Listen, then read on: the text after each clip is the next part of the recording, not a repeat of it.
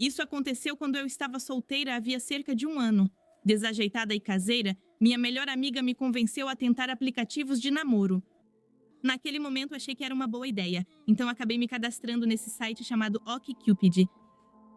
Lá, eu podia simplesmente conversar com as pessoas por um tempo, aprender mais sobre elas, descobrir quem era estranho e quem não era. Basicamente, escolher o melhor par. Então conheci esse homem nesse aplicativo de namoro. Passamos algumas semanas conversando e conhecendo melhor um ao outro. Ele parecia relativamente simpático e tranquilo. Um pouco excêntrico, mas menos estranho que outros caras com quem já conversei. Quando chegou o momento certo, ele me convidou para um encontro. Naquela hora, eu estava muito animada com a ideia de conhecê-lo. Então eu disse, claro, por que não? Falei para ele que gostava de encontros simples. Ele então sugeriu irmos direto para a casa dele, onde prepararia um jantar para nós. Depois disso, poderíamos assistir a filmes de terror independentes. Era algo que nós dois gostávamos. Contei isso para minha amiga, a mesma que tinha me sugerido entrar em sites de namoro, e conversamos sobre os riscos de simplesmente ir até a casa dele, ao invés de nos encontrarmos em um lugar público para o primeiro encontro. Eu entendo que é realmente um tiro no escuro fazer esse tipo de coisa, mas eu não estava levando em conta esse pequeno detalhe de que eu tenho 1,85 m, enquanto ele tem 1,70 m. Sei que a diferença de altura não era grande, e não me incomodou ele ser mais baixo. Isso até me tranquilizou, pois indicava que ele dificilmente conseguiria me dominar se algo desse errado. Além disso, devo admitir que eu me derreto facilmente por um homem que sabe cozinhar, o que definitivamente afetou meu julgamento de várias maneiras. Dito isso, antes de eu chegar ao endereço dele, minha amiga e eu tínhamos combinado uma palavra-código que poderíamos usar por SMS ou ligação telefônica. Ela sabia todos os detalhes do local onde eu estaria. Se algo desse errado, eu poderia ligar ou mandar mensagem e usar a palavra de emergência. Ela inventaria uma desculpa para eu sair e viria me buscar. Como falei, cheguei e subimos ao apartamento dele para ele me mostrar o lugar. Ele começou a insistir um pouco demais no quarto dele, dizendo como a cama grande dele seria perfeita para mim, mas eu só achei que eram algumas piadas de mau gosto e sem graça. Então, mudei de assunto.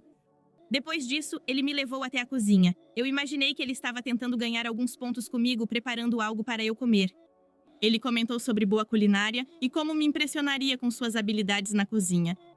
Na verdade, ele não comprou nada para cozinhar naquele momento. Só trouxe a garrafa de vinho tinto, dizendo que era super cara. Fui lá de barriga vazia, achando que ele cozinharia para mim. Quando vi que não ia ter comida, fiquei muito decepcionada e um pouco irritada. Depois, em vez de entender por que eu estava tão irritada, ele continuava insistindo na garrafa, dizendo que tinha gastado $100 nela e que eu deveria ser mais grata por ele ter realmente mexido tão fundo nas economias dele para nos permitir comprar algo assim. Não me leve a mal, adoro vinho, mas não entendo do assunto.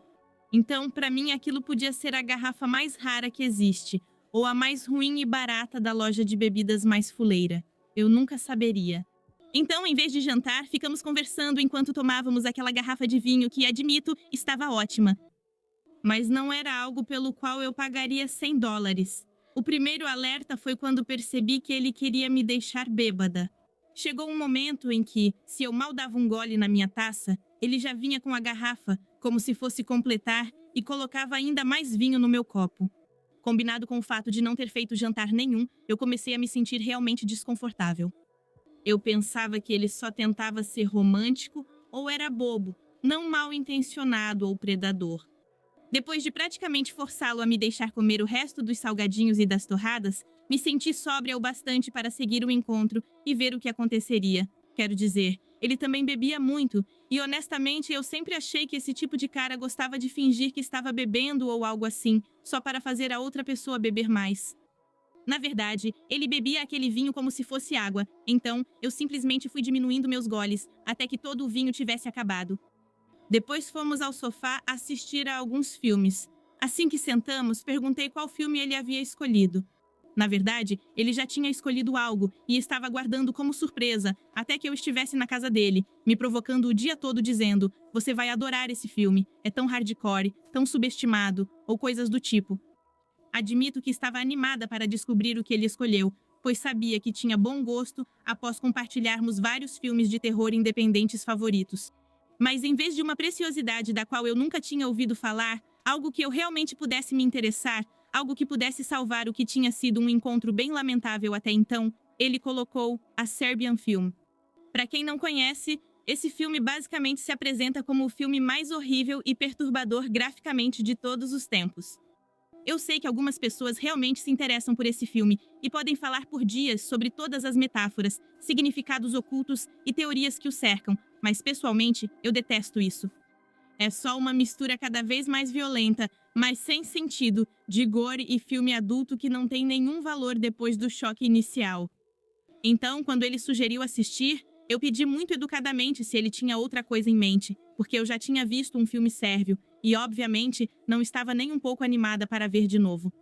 Mas não, ele insistiu para que a gente assistisse. Ao perceber que eu não estava muito interessada, ele tentou me dizer que a única razão pela qual eu não gostei do filme era porque eu não tinha entendido.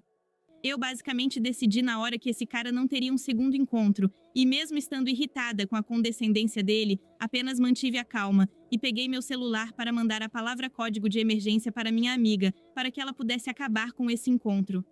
Assim que peguei o celular e comecei a digitar, ele levantou a voz. Para quem você está escrevendo? O tom e a atitude dele confirmaram por que não teria segunda chance. Mais uma vez, mantive a calma e fingi. Só estou avisando minha amiga que vou chegar tarde em casa hoje. Isso é algo que minha amiga e eu já tínhamos combinado antes e sempre funciona. O cara achou que estava indo bem e se acalmou, achando que eu daria o que ele esperava, ou algo assim. Pouco depois, minha heroína me ligou e interpretou brilhantemente, dizendo que houve um arrombamento no nosso apartamento. Vale lembrar que morávamos separadas. O volume da ligação estava alto o bastante para ele ouvir, e eu só precisava agir naturalmente e participar. Minha amiga perguntou se eu precisava de carona e passei para ela o endereço completo desse cara, com CEP, só para ele saber que alguém sabia onde eu estava. Eu achei que estaria fora de perigo em 10 ou 15 minutos, mas então minha amiga me avisou que teve que levar a irmãzinha dela em algum lugar e que estava a mais ou menos 40 minutos daqui. Eu fiquei pálida. Aconteceu que ela precisava fazer um favor para a mãe dela, cujo carro estava na oficina. Então, acho que foi só azar mesmo, já que ela não estava seguindo o plano. Ainda estava horrorizada com a ideia de ver mais 40 minutos de um filme tão nojento e, pior, ao lado de um cara cada vez mais estranho e assustador conforme bebia. Nos 30 minutos seguintes, precisei ouvir esse cara defendendo que A Serbian Film é o melhor terror independente desde A Bruxa de Blair. E que o motivo pelo qual ele é tão horrível é porque é um espelho que reflete uma sociedade em decomposição ou outras besteiras desse tipo. Com o tempo, coisas mais estranhas e horríveis começaram a acontecer. Mas chega um momento em que algo muito perturbador ocorre envolvendo uma criança. Não quero te dizer exatamente o que acontece no filme. Menos por causa dos spoilers e mais porque é tão nojento que eu não quero nem escrever. Mas isso volta para aquela parte muito ruim do filme. E é aí que o cara bem ao meu lado começa a respirar de forma muito forte e barulhenta pelas narinas. Aliás, ele também insistiu para apagar as luzes. Eu até aceitei, mas imagina só o som de uma respiração forte bem do seu lado em um quarto escuro. Você entende o quanto eu fiquei assustada. Eu ordenei ao meu corpo para virar a cabeça só um pouquinho e forcei meus olhos a ver o que ele estava fazendo. E eu vi que ele estava simplesmente olhando para a tela. Foi a primeira vez que ele ficou em silêncio durante quase todo o filme.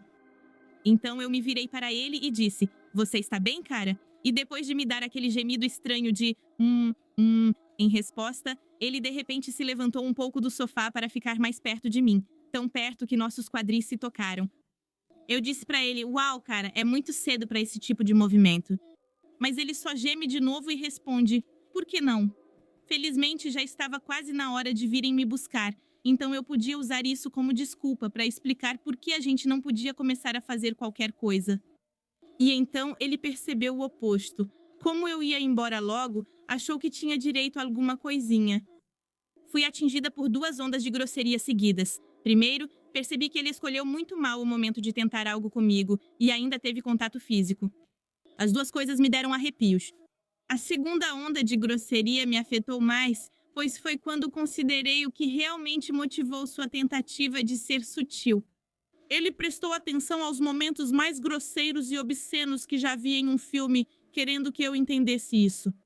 Eu não posso exagerar o quanto eu fiquei completamente apavorada. Lembro que recuei um pouco, mas então ele tentou colocar a mão na minha coxa. Aquilo foi demais. Eu precisava sair dali. Eu preferia esperar na rua a ficar mais um minuto no apartamento escuro desse cara assustador.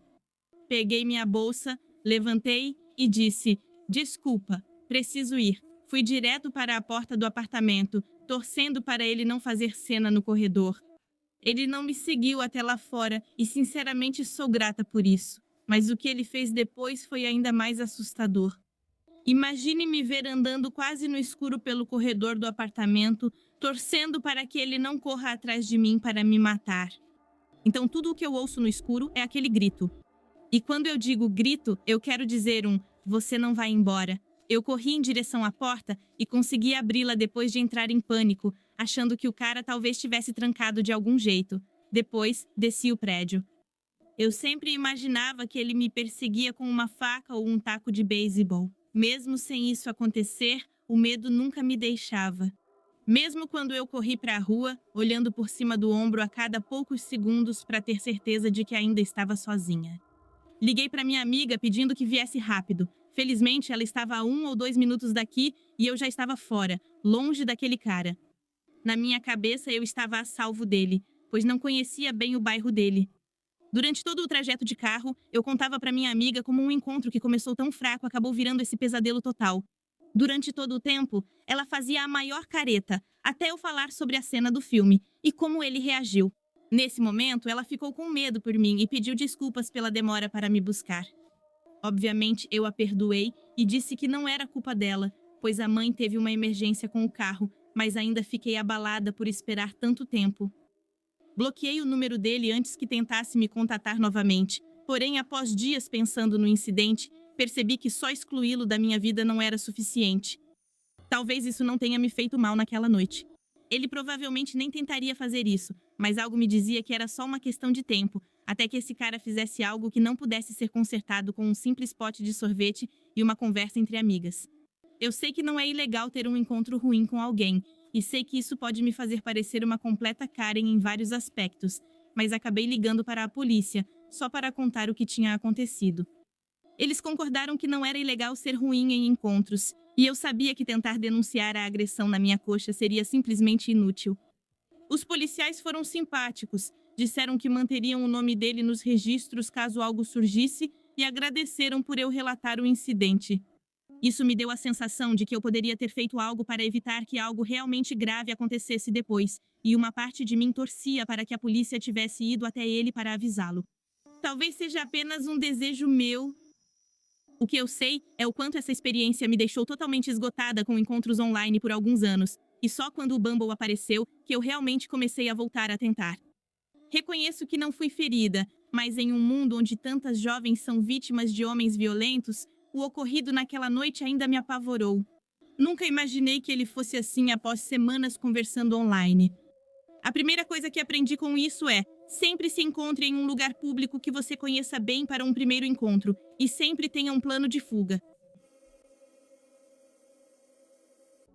Isso aconteceu no final dos anos 1990, pouco tempo depois de eu ter me formado no ensino médio. Vou começar contando uma breve história. Conheci esse homem aos 14 ou 15 anos, ele era mais velho, mas nunca soube sua idade real, pois sempre mentia sobre isso. Ele era alguns anos mais velho que eu, e por alguns anos foi meu romance de verão mais frequente, mas nunca foi sério. No último ano do ensino médio, nos aproximamos no inverno e ele me pediu em namoro. Eu gostava muito dele. Então começamos a namorar e ele era gentil. Ignorei quase todos os sinais de alerta, como ele temendo que outros meninos me notassem se eu usasse vestido. Após meu 18º aniversário, fomos morar juntos. Eu ainda estava no ensino médio, trabalhava após as aulas e achava que daria conta. Também pensava que ele era o parceiro ideal e poderíamos ter uma vida juntos. Eu estava errada. Terminei o ensino médio, consegui 2 empregos e me preparava para entrar em uma universidade local.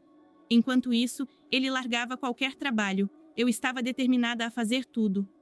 Mas depois de cerca de um ano disso, e algumas brigas realmente intensas que chegaram a ficar físicas, acabei ficando entorpecida pela vida que eu levava. Eu digo física, mas a verdade é que ele era violento fisicamente. Entre os abusos físicos, o controle e a tortura, ele me esgotou. Sabia que merecia mais. Sabia que ele mentia ao prometer não me machucar de novo. Também acreditei quando ele disse que me mataria sem pensar. Não vou falar de todas as vezes que ele me bateu, mas em uma dessas vezes, em especial, eu realmente achei que ele fosse me matar. Eu estava em casa com nosso filho enquanto ele saía com amigos ou fazia outra coisa. Foi uma noite até que boa.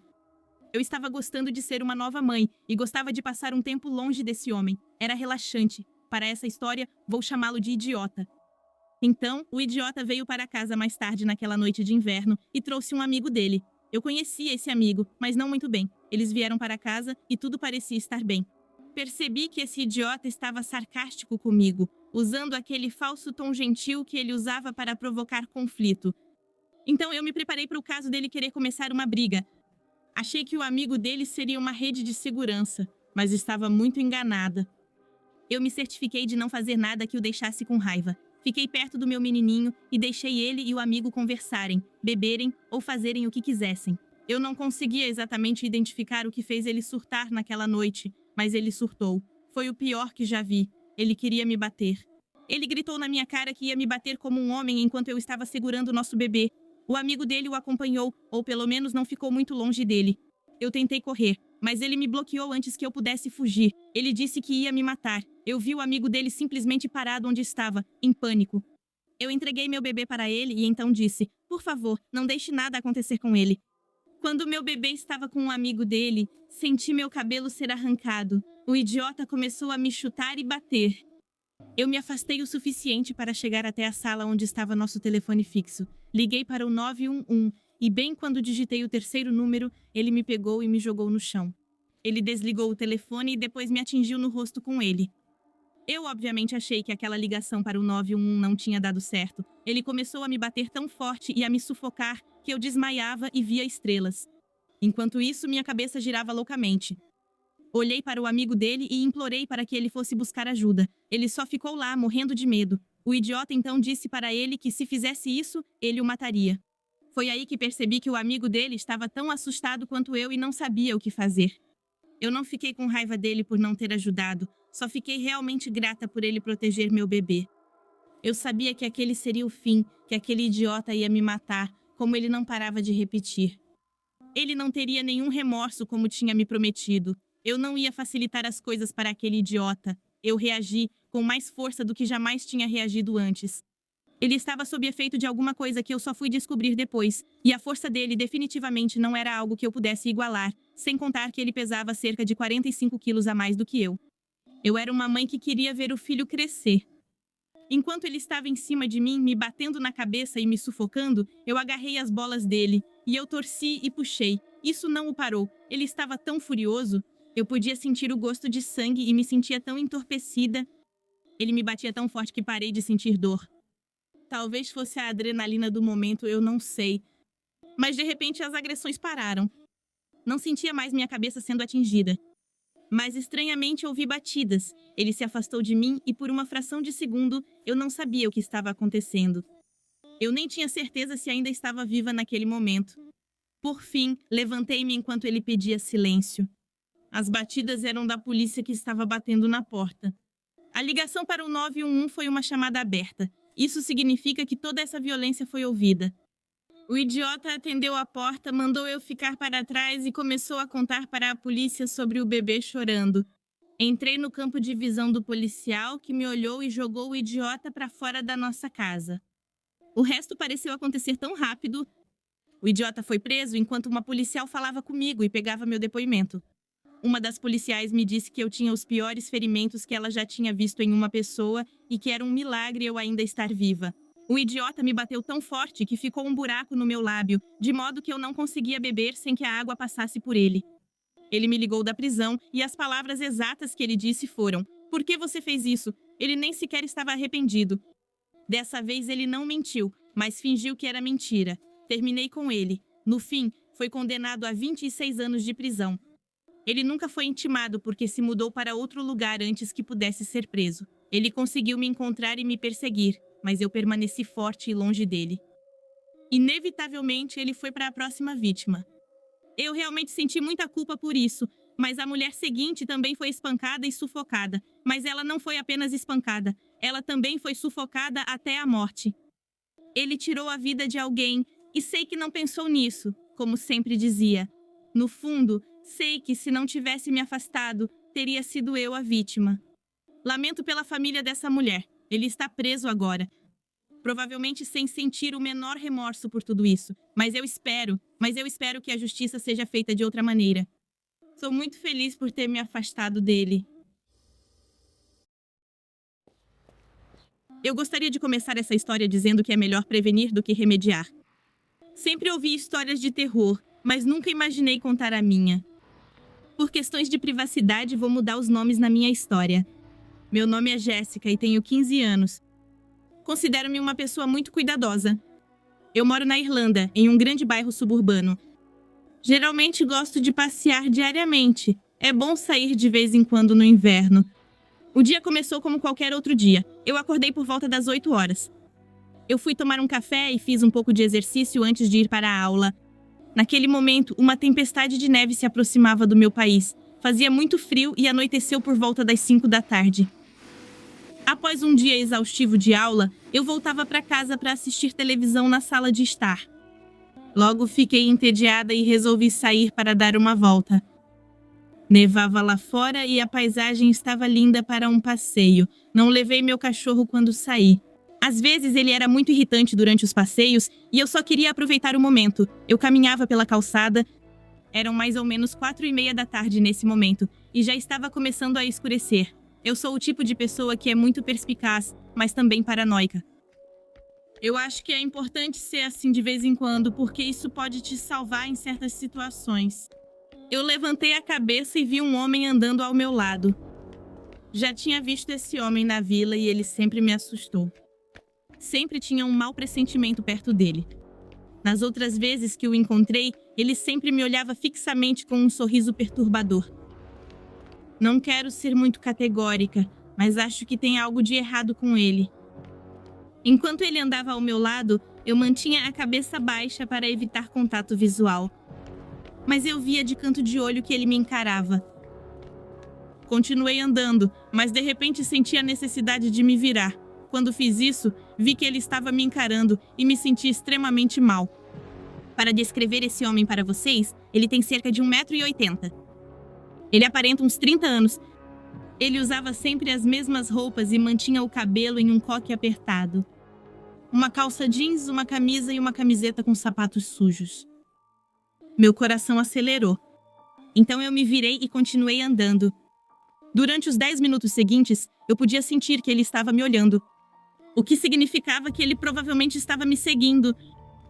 Virei-me novamente para confirmar meus maiores medos e ele ainda estava lá, me encarando, como uma estátua assustadora em uma loja de Halloween.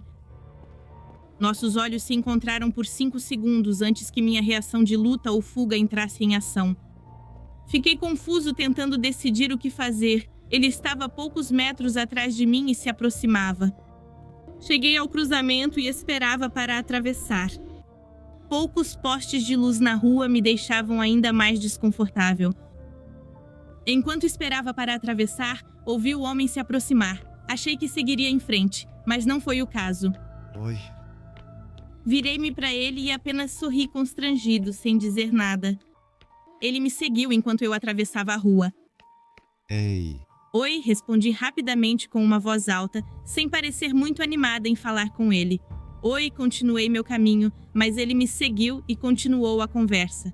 Estou tentando me livrar dos telefones lá em casa. Estou tentando vendê-los. Você teria interesse em comprar um? Quando ele terminou a frase, entendi que estava em perigo. Esse homem não ia me deixar em paz, e eu sabia que ele estava mentindo. Eu talvez fosse jovem, mas não era burra. Respondi apenas não, obrigada. Tenha um bom dia. Ele continuou me seguindo, e eu achava péssimo meu celular estar quebrado, porque não podia ligar para ninguém. Comecei a entrar em pânico internamente. Virei uma esquina e percebi que não havia ninguém, nem a pé, nem de carro. Foi então que decidi que ia sair correndo. Não olhei para trás, só fiquei contando na minha cabeça. 3, 2, 1, deita. Eu sei que não deveria, mas olhei para trás uma última vez enquanto corria.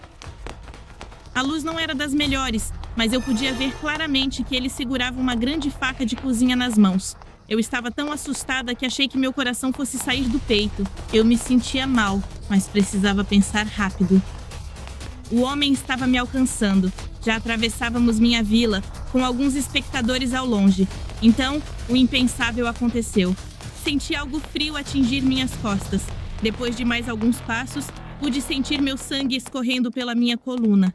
Coluna vertebral, no sentido literal da palavra. Esse doente tinha me esfaqueado. Eu cambaleava um pouco, mas continuei correndo, mesmo estando gravemente ferida e sangrando. Felizmente para mim, havia uma pequena delegacia bem em frente ao meu bairro. Por ser uma questão de vida ou morte, corri mais rápido para a delegacia. Quando cheguei à entrada, me virei e vi o homem correndo na direção oposta. Corri para dentro. Completamente histérica, 2 policiais vieram imediatamente me ajudar. Um deles chamou uma ambulância, enquanto o outro pressionava meu ferimento. Expliquei rapidamente para eles o que ocorreu com o homem. A ambulância chegou e me levou para o hospital. Eu estava em choque e tão sobrecarregada com a situação. Parecia tão irreal. Felizmente, a facada não foi tão profunda e me recuperei totalmente. Eu dei uma descrição detalhada do homem e expliquei que já o tinha visto antes. Ele deve ter fugido para longe, porque até onde sei, nunca o pegaram. Aquela foi a última vez que saí para passear sozinha.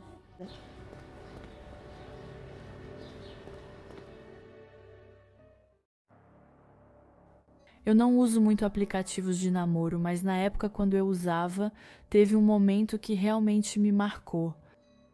Eu tinha dado match com uma garota muito bonita, simples e que parecia legal.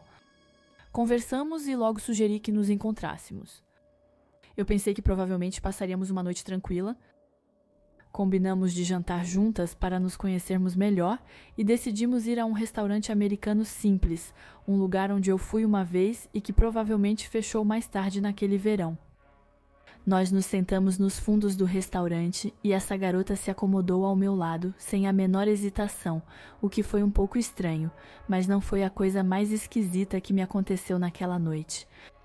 Estávamos conversando sobre tudo e sobre nada, e de repente senti os dedos dela se insinuando na palma da minha mão. Por algum motivo eu fingi que não percebi. Mas, de qualquer forma, ela não estava tentando segurar minha mão, sendo que a gente tinha acabado de se conhecer, nem fazia 2 minutos. Não, enquanto isso acontecia, a garçonete estava voltando para pegar nosso pedido. E aí, os dedos da garota se entrelaçaram com os meus para me segurar ainda mais forte. Bom, eu não disse nada na hora. Acredite, isso nem é o mais estranho. Durante toda a refeição, ela não soltou minha mão. Ela até me dizia umas coisas meio estranhas, tipo, você pode apertar minha mão um pouco mais forte. Olhei para ela de um jeito estranho e ela disse, vai, suas mãos são tão grandes comparadas às minhas que são pequenas. Você pode apertar minha mão forte. E eu não sei porquê, mas eu obedeci porque eu achava ela fofa. Depois ela sorria e balançava meu pulso de um lado para o outro como se a gente estivesse passeando ou algo assim. O mais curioso é que essa garota não soltou minha mão durante toda a refeição. Fizemos o possível para comer com uma mão só. Não aconselho vocês a tentarem, é muito difícil, mas ela ainda segurava minha mão, então eu não podia fazer nada. Tudo o que eu pensava era que no final das contas ela nem era tão fofa assim. Ela era só perturbada. Aliás, as pessoas das outras mesas olhavam confusas, como se perguntassem, o que está acontecendo ali? Ela então disse, você é tão forte que poderia até me machucar. E ela acrescentou algo que me deu arrepios. Ela me perguntou se eu podia machucá-la. Mas o quê? Naquele momento eu nem sabia o que responder para ela. E então ela me disse, quero que você quebre meus ossos. Bom, aí começou a ficar realmente assustador. Parece que ela quer que eu lhe faça mal. E finalmente foi a gota d'água. Eu tirei minha mão da dela e o que parecia ser uma garota normal acabou sendo uma completa maluca. Eu me levantei e fui pedir a conta. Ela implorava para eu ficar e não ir embora, e ria dizendo que tudo não passava de uma brincadeira, que ela estava exagerando e que eu não entendia. Eu paguei a conta, saí e nunca mais vi essa mulher. Eu nem precisei bloqueá-la no aplicativo, porque eu excluí o aplicativo imediatamente. Às vezes, porém, não consigo deixar de me perguntar o que ela realmente queria.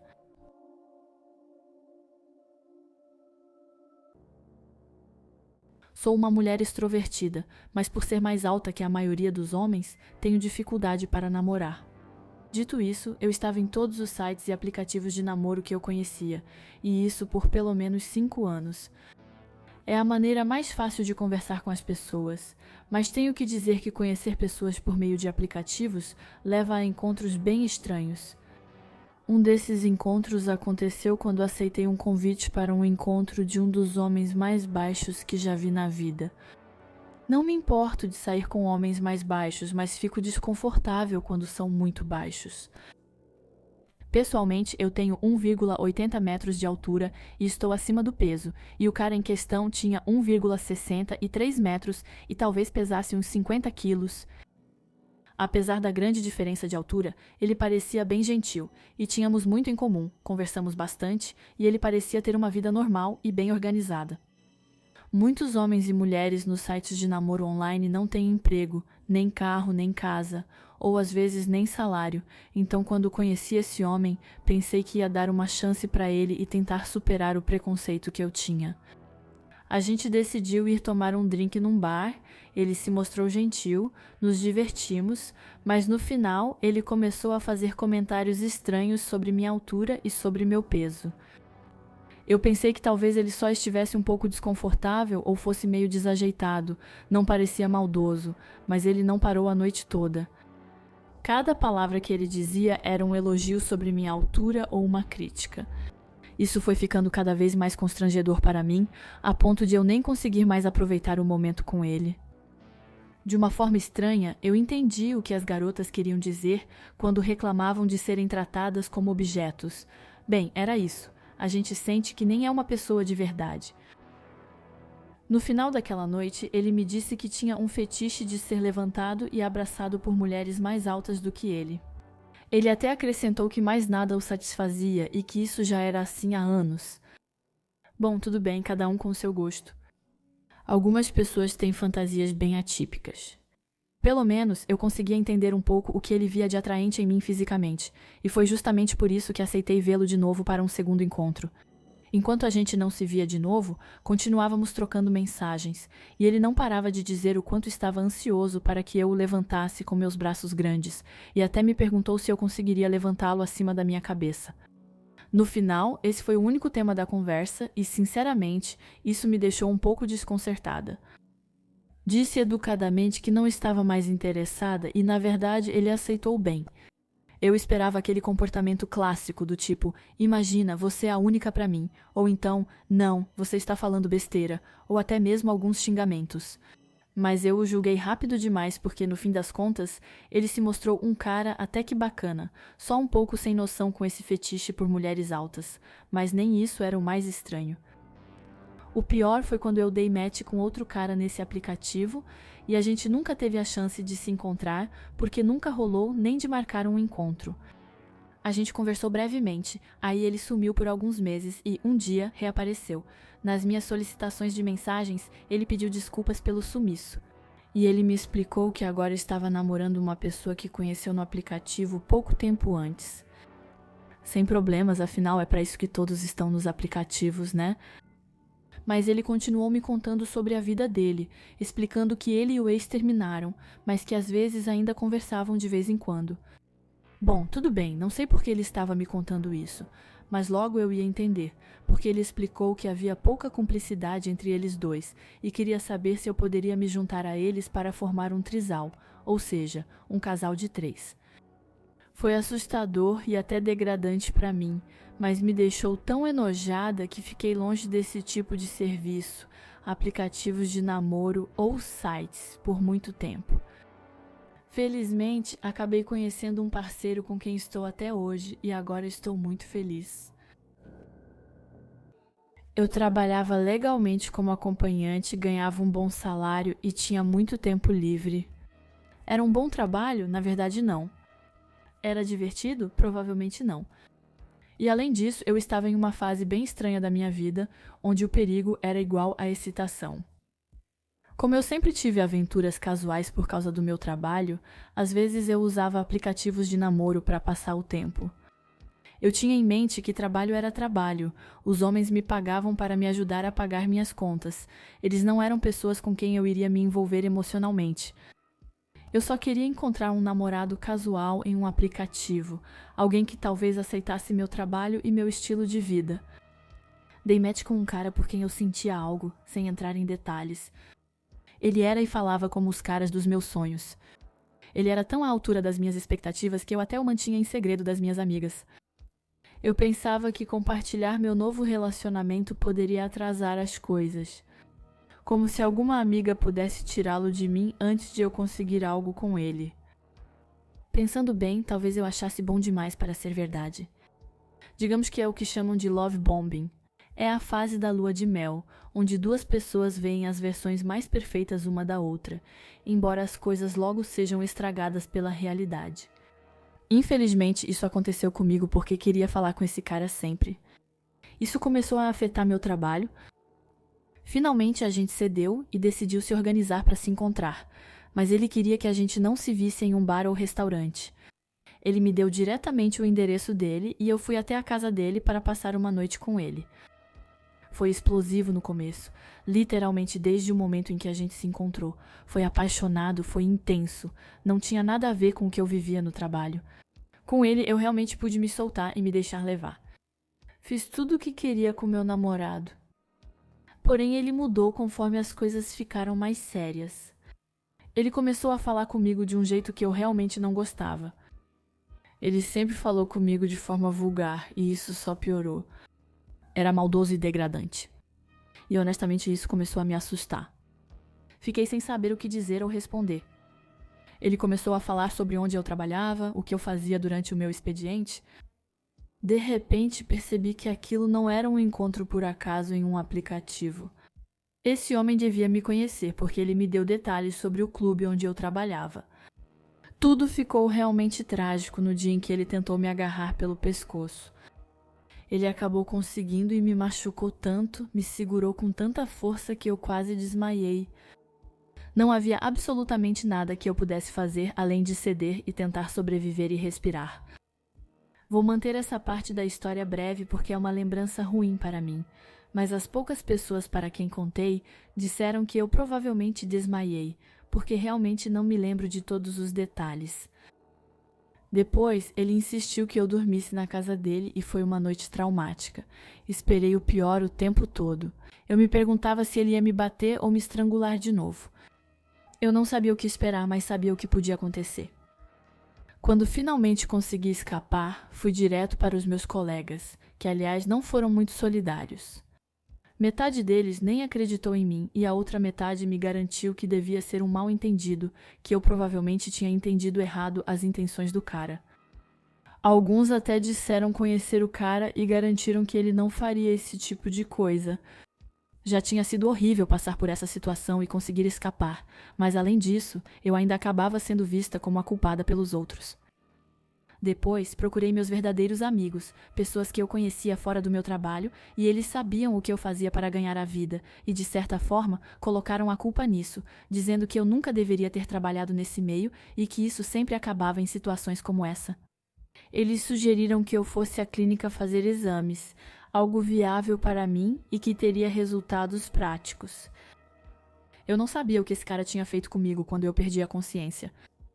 Será que ele tinha me agredido? Será que eu estava grávida? Será que eu tinha uma DST agora? Ter um pouco mais de informações sobre o que aconteceu naquela noite me dava uma sensação de tranquilidade. Eu tinha feito os exames, depois fiquei esperando na sala de espera pelos resultados. Era calmo e até confortável lá. Eu fiquei distraída no meu celular até o momento em que recebi um SMS. Era um print do meu perfil no Tinder com mensagens que enviei para outros. Então, de alguma forma, o cara que tinha me agredido conseguiu meus dados de acesso e encontrou minhas mensagens. Ele tinha enviado para outras pessoas para zombar de mim, e depois do que eu tinha passado, eu não aguentei. Eu desabei em lágrimas.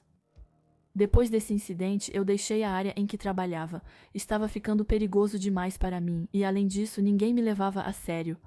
Mas o que eu queria dizer para vocês ao contar minha história é para não deixar ninguém dizer o que vocês devem ou não devem ser. Não cometam o mesmo erro que eu cometi. Não vão até a casa de alguém em um primeiro encontro. Sempre se encontrem em um lugar público e, principalmente, não confiem nos aplicativos de namoro. Eu usei aplicativos como o Tinder e outras coisas do tipo quando eu era mais jovem e solteira. Um dia, eu dei match com um homem que era quase 10 anos mais velho do que eu, quando eu tinha apenas 21 anos na época. Apesar da diferença de idade que me deixou desconcertada no início, nos demos muito bem. Muitos dos nossos interesses combinavam e até tínhamos ido a alguns dos mesmos shows. Ter muito em comum com um homem mais velho aumentou minha autoconfiança. Em apenas uma semana, ele deixou bem claro que ria me fazer apaixonar por ele. Isso mostra que ele queria ser carinhoso com alguém. Mais tarde, ele insinuou que deveríamos morar juntos. Ele começou a fazer uma lista das nossas coisas pessoais, verificando o que tínhamos em dobro e o que não tínhamos e deveríamos comprar. Foi fofo, é como uma maneira divertida de puxar conversa. O que realmente me tocou foi quando ele me disse que ficaria feliz em adotar minha filha. Foi algo enorme para mim que alguém me dissesse algo assim, porque mesmo naquela época eu era jovem, mas principalmente porque eu tinha me tornado mãe recentemente. Ele listava todas as tarefas e funções que aceitaria, atendendo totalmente às minhas expectativas. Parecia um sonho realizado. Ele me contou tudo isso antes de nos vermos pessoalmente, após só 7 dias de conversa por mensagem. Pensando bem, acho que foi uma das coisas mais psicopatas que eu poderia imaginar. Porque é verdade, eu era jovem e atraía pessoas estranhas nos aplicativos de namoro, mas ninguém deveria te dizer isso depois de apenas 7 dias conversando com você. É realmente estranho dizer esse tipo de coisa. No final, nós nos encontramos em um bom restaurante para jantar e simplesmente ficamos juntos por 2 horas. Não tem outra maneira de descrever isso. A pessoa com quem eu trocava mensagens sumiu. Eu tentava puxar conversa, mas ele só balançava a cabeça, às vezes nem reagia ao que eu dizia. Ele só ficava me encarando de um jeito assustador, desconfortável, com um olhar vazio e sem emoção, apenas me olhando direto nos olhos. Se ele desviava o olhar para outra parte do meu rosto, era a mesma fixação implacável, até que seus olhos se movessem de novo. Nunca vi nada parecido em toda a minha vida. Dividimos a conta e eu fui para casa. Continuamos trocando SMS por mais uma semana, enquanto eu tentava fazer ele entender que eu não estava mais interessada, e para ser sincera, eu achava ele estranho. Ele mencionava que a gente precisava se ver de novo, que tinha que marcar um segundo encontro, o que acabou me obrigando a dizer a verdade. Conversamos por cerca de 1 hora, basicamente sobre o fato de que eu não estava interessada e não queria mais falar nem vê-lo. Ele dizia que não entendia e, de novo, ficava me dizendo coisas fofas. Ele repetia o discurso elogioso e sufocante. No fim, consegui que ele entendesse que tinha acabado de vez. Mesmo assim, ele levou numa boa. Ele não me implorou, nem pediu de verdade para a gente se encontrar uma última vez. Ele simplesmente parou de falar comigo. Nunca mais ouvi falar dele. Apesar desse silêncio, nunca esqueci aquele olhar maldito que ele tinha. Um olhar sombrio, penetrante. Ele me encarava sem piscar os olhos. Eu podia sentir meu coração batendo cada vez mais forte à medida que ele me olhava. Às vezes me pergunto o que ele pensava enquanto estava sentado ali, me olhando daquele jeito. A história ocorre quando os aplicativos de namoro ainda eram novidade no cenário social. Elas eram usadas principalmente para encontros casuais, festas ou até mesmo relacionamentos passageiros. Comecei a usar vários desses aplicativos, provavelmente por pressão social ou até mesmo por simples curiosidade. Mas também foi em parte porque eu tinha visto minhas amigas acabarem namorando graças a esses aplicativos. Parecia ser um passatempo inocente para solteiras e isso não ia me fazer mal. Eu já tinha ouvido falar das histórias de terror e das lendas urbanas sobre esses encontros online, então eu era bem cautelosa e estava ciente dessas coisas que poderiam potencialmente acontecer comigo, o que criou uma leve paranoia em mim. Tomei minhas próprias precauções quando conversava com alguém nesses aplicativos. Eu já tinha um certo receio de homens em geral, mas isso se intensificou por causa do meu uso dos aplicativos. Eu realmente usava isso como uma barreira entre mim e pessoas potencialmente perigosas. E um dia, dei match com um cara e começamos a conversar quase imediatamente. Ele era bonitinho. Em todas as fotos, ele parecia realmente adorável e parecia realmente interessado em mim, em quem eu era. Aliás, nossa conversa rapidamente ficou intensa, a ponto de ficarmos vidrados em cada palavra um do outro. Para mim, foi uma troca apaixonada. Duas pessoas animadas para se conhecer. Foi lindo quando penso nisso. Ele me pediu meu número de telefone e eu aceitei. Ele me mandou mensagens de texto, o que era algo bem novo na época, então trocar números assim não era nada fora do comum. Mas trocamos apenas algumas mensagens antes que ele me pedisse meu Facebook e meu Tumblr. Isso começou a me incomodar, pois eu não tinha citado o uso dessas duas redes sociais. Ele parecia saber que eu estava nessas redes. Eu sei que parece bobo, mas compartilhar minhas contas pessoais era uma das minhas precauções e eu não queria. Eu sei que ele já tinha meu número, mas ter também minhas contas de redes sociais significaria que ele poderia me identificar, conhecer coisas novas sobre mim, o lugar onde eu estava. No fim, são coisas que você não quer dar para alguém que acabou de conhecer. Falei que não me sentia à vontade para compartilhar essas informações, e ele respondeu que não tinha problema, pois era espião. Fiquei assustada, mas ele disse que já sabia tudo o que queria saber sobre mim. Eu ri, pensei que ele estava brincando, tentando fazer uma piada, mas ele disse que não estava brincando nem um pouco. Aliás, ele começou a me contar coisas sobre mim que eu nunca tinha contado para ele, e aí comecei a entrar em pânico porque estava ficando realmente estranho. Só pensava que não deveria ter dado meu número tão fácil. Talvez por isso ele me encontrou. Mas ele continuou me mandando mensagens por um tempo, até que começou a mencionar casualmente informações pessoais sobre mim, meu sobrenome, a rua onde eu morava, a escola onde eu tinha estudado quando era criança. Enfim, me dá arrepios pensar em todas as coisas aleatórias que ele tinha descoberto sobre mim, e mesmo que ele tivesse dito que era espião, qual era a probabilidade disso ser verdade? Provavelmente 0. Mas então, eu fiquei me perguntando como ele conseguiu saber tudo isso sobre mim. Ele continuou me dizendo como estava aliviado por eu ser uma garota honesta, que não dava trabalho para ele. Eu fiquei na defensiva, chamei ele de cara estranho, e ele respondeu que era para rir, e começou a escrever em letras maiúsculas que estava morrendo de rir. Como eu disse antes, era uma época em que SMS e aplicativos de namoro não eram tão populares assim. A gente contava os caracteres das mensagens e não mandava tantos SMS em sequência para as pessoas. E então, receber essas mensagens em maiúsculas que estavam quase vazias, só ele rindo me dava realmente arrepios. Eu estava contrariada e assustada. Depois de um tempo, eu simplesmente parei de responder para ele. Já não importava mais de qualquer forma, mas ele continuou a encher meu telefone de mensagens por várias horas. Após uma semana, fui à loja da operadora pedir o bloqueio do número dele. Isso funcionou, pois nunca mais tive notícias dele. Mas isso prova o quanto esse cara tinha mentido pra mim, porque, pra começar, ele não era um espião secreto nem nada do tipo, como ele dizia ser. Era só um cara meio estranho que sabia pesquisar na internet. Então tomem cuidado, não deem informações pessoais para qualquer um e, principalmente, não compartilhem seus dados na internet. Isso foi anos antes do surgimento dos aplicativos de namoro, numa época em que usávamos vários sites para tentar conversar com desconhecidos. Eu usava o Match.com.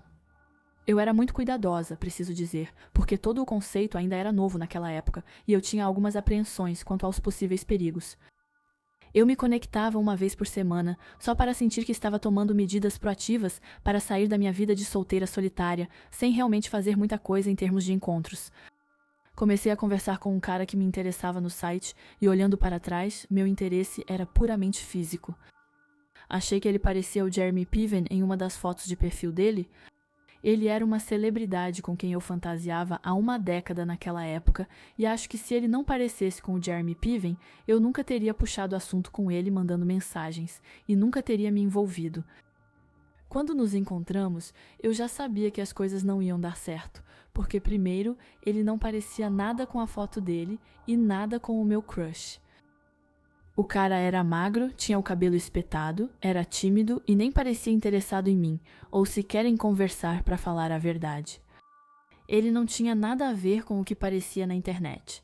A primeira tática dele foi me fazer beber. A gente se encontrou em um restaurante, então começamos com uns drinks e ele não parava de insistir para trazer mais doses. Várias vezes ele queria que as bebidas não parassem e continuassem chegando na nossa mesa. E na verdade ele já tinha me deixado bêbada antes mesmo do nosso prato principal chegar na mesa. 2 Manhattans chegaram à mesa logo após terminarmos de comer. Foi uma surpresa, um presente que ele fez questão de pedir. Nesse ponto, já estávamos no nosso 6º ou 7º copo, bem mais do que eu estava acostumada. Chegou a um ponto em que insisti que precisava ir para casa, ao que ele concordou, quase alegre demais. Na verdade, isso acabou sendo um enorme erro depois, como você pode imaginar. Aliás, um conselho, nunca deixe esse tipo de pessoa saber onde você mora, pois elas certamente voltarão para te prejudicar.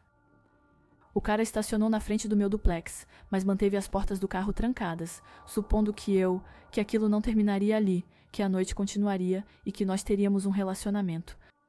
Eu estava tão bêbada, em um estado de embriaguez absurdo, que tudo o que eu conseguia fazer era rir da ideia que ele tinha acabado de me propor. Então a gente ia transar bêbados ali na rua, como adolescentes no carro, mas depois de rir, eu olhei para ele e percebi que ele não estava brincando. Ele falava sério e acho que me fez beber tanto justamente para esse momento da noite. Foi então que percebi que esse cara era mesmo estranho. Lembre-se que isso foi na época do Match.com. Eu era uma dessas muitas mulheres procurando o amor na internet, e admito que meu interesse por esse cara vinha do que eu percebia como seu físico atraente, mas usar um serviço de encontros só para encontrar alguém, só para uma noite, me parecia loucura. O cara continuou insistindo, mas ele não entendia o porquê. Eu não queria, e tive que explicar claramente para ele que eu recusava. E eu até disse não para ele de um jeito seco. E aí, ele mudou de expressão, e eu não sabia o que dizer. Eu só disse que sentia muito, mesmo que honestamente não fosse culpa minha e eu não tivesse que pedir desculpas. Mas ele disse que se eu estivesse mesmo arrependida, deveria agir. Ele me pressionou bastante, mas eu continuei recusando, e o rosto dele foi ficando cada vez mais fechado até que ele acabou desistindo. Ele me disse que eu não valia a pena de qualquer forma e começou a listar cada um dos meus defeitos, não só analisando, mas também exagerando todos eles. Ele me fazia parecer a mulher mais feia que já viu. No entanto, isso não parou no físico. Tudo o que eu tinha compartilhado sobre mim mesma, minha história, no meu perfil, durante o jantar, tudo isso de repente virou uma arma usada contra mim. Ele realmente me machucou naquele momento e me fez chorar, mas parecia satisfeito por ter feito isso. Aliás, mas isso era só o começo. Acordei na manhã seguinte com flores na minha varanda dos fundos, acompanhadas de um bilhete de desculpas, assinado por você sabe quem, e eu fiquei chocada. Que psicopata voltar na minha casa, primeiro depois de listar todos os meus defeitos, depois de me agredir na entrada da minha casa, e então ele vem me deixar um presente, como se a gente tivesse alguma história juntos. Eu tinha ficado totalmente paranoica com a ideia de que ele podia estar rondando minha casa e talvez até entrar nela. Eu observava minhas janelas, muito paranoica. Os presentes continuaram por 2 meses. Eu acordava ao menos uma vez por semana com um buquê, presente ou bilhete de desculpas na porta. Conversei sobre isso com alguns amigos próximos e membros da minha família. Todos disseram que eu devia chamar a polícia imediatamente e não falar com esse cara. O problema era que eu não queria admitir que tinha estado em um site de encontros e explicar onde conhecia esse cara estranho. A ideia de contar como eu estava sentada no carro dele era totalmente humilhante para mim, então tive outra ideia. Peguei minha antiga câmera, uma das minhas armas que eu escondia em casa, e coloquei um bilhete dizendo: "Da próxima vez que você vier, não vou hesitar em usar essa arma." Isso levou vários dias, mas felizmente ele viu o bilhete e nunca mais voltou. Anos depois o encontrei sozinho, ainda com espinhas e ainda feio, enquanto eu estava com meu marido no restaurante, que via pela primeira vez após contar essa história. Ele olhou para ele com desdém, sentiu pena dele e devo dizer que o estado dele realmente piorou desde aquela noite famosa.